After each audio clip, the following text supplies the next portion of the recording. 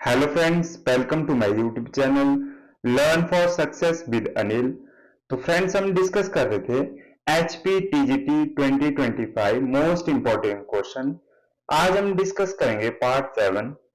तो आइए देखते हैं हमारा आज का फर्स्ट क्वेश्चन है, निम्नलिखित में से कौन भारत को एक धर्मनिरपेक्ष राज्य के रूप में वर्णित करता है? Which of the following describe India as a secular state?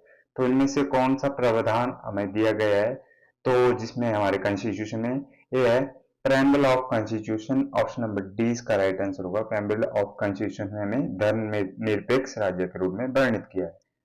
Next question देखते हैं। नेक्स्ट क्वेश्चन हमारा, संपत्ति के अधिकार की अभी क्या स्थिति है? What is the current status of right to property? तो राइट टू प्रॉपर्टी अब हमारा जो करंटली सिचुएशन है इसकी हमारा कानूनी अधिकार। ऑप्शन नंबर ए इसका राइट आंसर होगा। कानूनी अधिकार, लीगल राइट है संपत्ति का, right to property.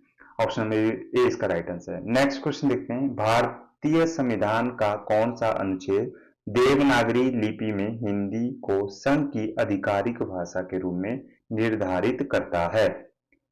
Which article of Indian constitution designated Hindi in Devanagari script as the official language of Union? तो संघ की जो राजकीय भाषा है वो है आर्टिकल 343। ऑप्शन नंबर सी इसमें राइट आंसर है। देवनागरी स्क्रिप्ट में होगी हिंदी और उसकी संघ की यूनियन की ऑफिशियल लैंग्वेज होगी।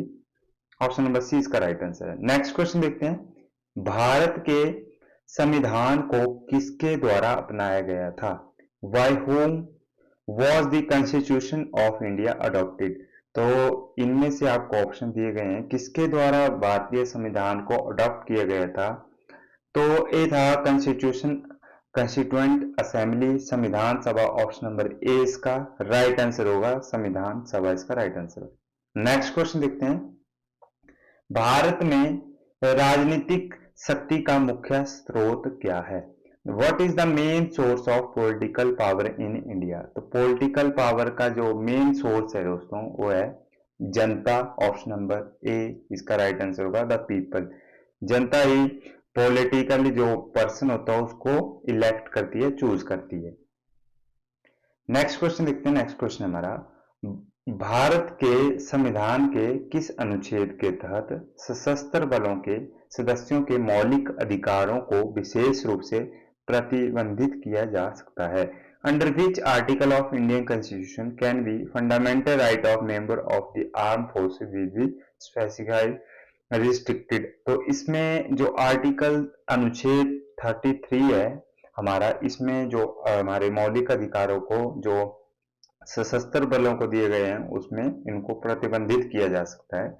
ऑप्शन नंबर डी इसका राइट आंसर होगा। आपने इंपॉर्टेंट क्वेश्चन है, इसमें ध्यान रखना है।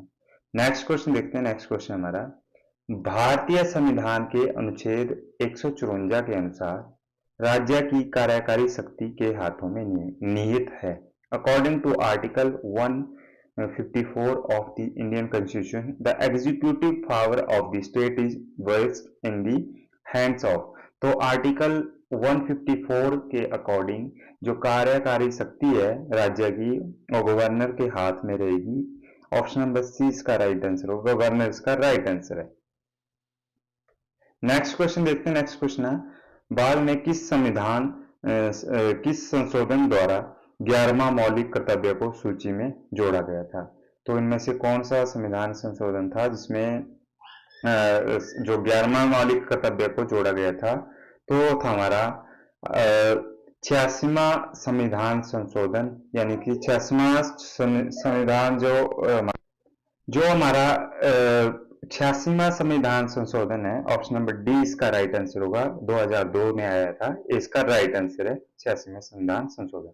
नेक्स्ट क्वेश्चन देखते हैं। नेक्स्ट क्वेश्चन है, किसने कहा था कि स्वतंत्र भारत का संविधान बिना बाहरी हस्तक्षेप के वयस्क मताधिकार के आधार पर निर्वाचित संविधान सभा द्वारा बनाया जाना चाहिए? तो ये किसके द्वारा कहा गया था? तो ये कहा गया था दोस्तों जवाहरलाल नेहरू जी के द्वारा। ऑप्शन नंबर बी इसका राइट आंसर होगा, जवाहरलाल नेहरू जी के द्वारा।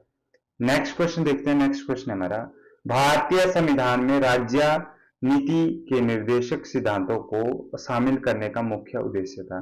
तो what is the main objective of include directive principle of state policy DPSP in the Indian constitution. The main जो ऑब्जेक्टिव था डीपीएसपी को ऐड करने का, तो वो था समाजवादी लोकतांत्रिक यानी कि एक सोशलिस्ट डेमोक्रेटिक सिस्टम को स्थापित करना। लोकतंत्र यानी कि लोकहितवादी जो सिस्टम है उसको इंट्रोड्यूस करना। ऑप्शन नंबर ए इसका राइट आंसर होगा।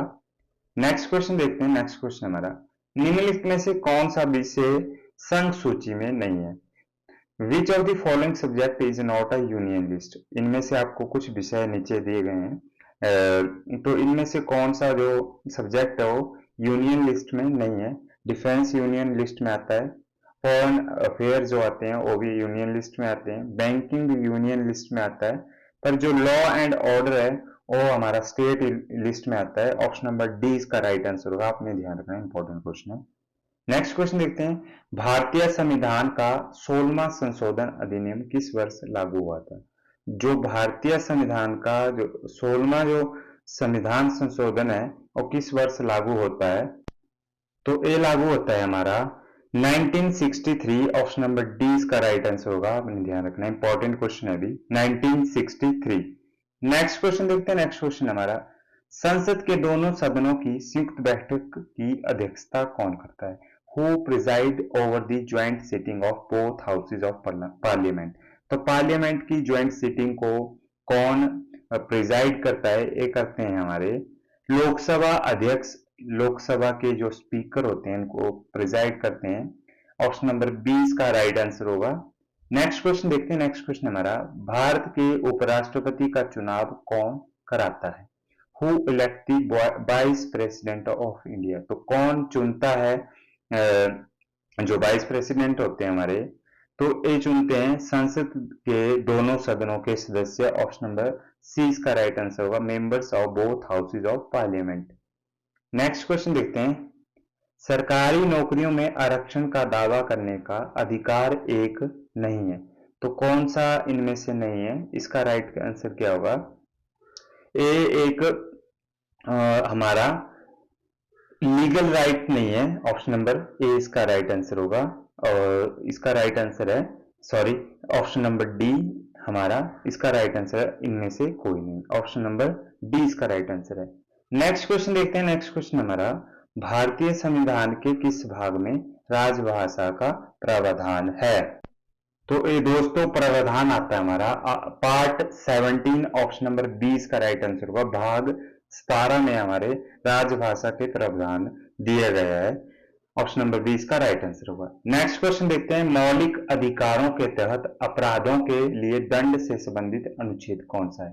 तो which article is related to punish for the offence under fundamental right. तो इसका राइट आंसर होगा अनुच्छेद 20। ऑप्शन नंबर 20 का राइट आंसर है सी, इसका राइट आंसर होगा अनुच्छेद 20 का 20 हमारा आर्टिकल 20 इसका राइट आंसर है। नेक्स्ट क्वेश्चन देखते हैं। नेक्स्ट क्वेश्चन हमारा, संसदीय सर्वोच्चता का सिद्धांत भारत के संविधान के किस सिद्धांत से संबंधित है? Which doctrine of parliament supremacy is related to which principle of Indian constitution. तो इसका राइट आंसर है हमारा कॉन्स्टिट्यूशन सुप्रीमेसी, इसका राइट आंसर होगा। ऑप्शन नंबर 20 का राइट आंसर होगा, आपने ध्यान रखना है, ऑप्शन नंबर 20 का राइट आंसर है। नेक्स्ट क्वेश्चन देखते हैं। नेक्स्ट क्वेश्चन हमारा, किसने कहा था कि भारत का संविधान भारत की आकांक्षाओं को व्यक्त करता है जो राष्ट्र की आत्मा और हृदय को दर्शाता है? Who said the Constitution of India express the aspiration of India reflecting the soul and heart of nation? Soul and heart of nation किसने कहा है कॉन्स्टिट्यूशन को? आपने सिंपल सा पूछा गया इस क्वेश्चन में, ये कहा गया था डॉक्टर भीमराव अंबेडकर जी के द्वारा। ऑप्शन नंबर ए इसका राइट आंसर होगा, बी आर अम्बेडकर इसका राइट आंसर है। तो ये था वीडियो का आज का लास्ट क्वेश्चन। आई होप आपको वीडियो अच्छी लगी हो। कमेंट बॉक्स में जरूर बताएं और चैनल को प्लीज सब्सक्राइब कर लें फॉर मोर वीडियो।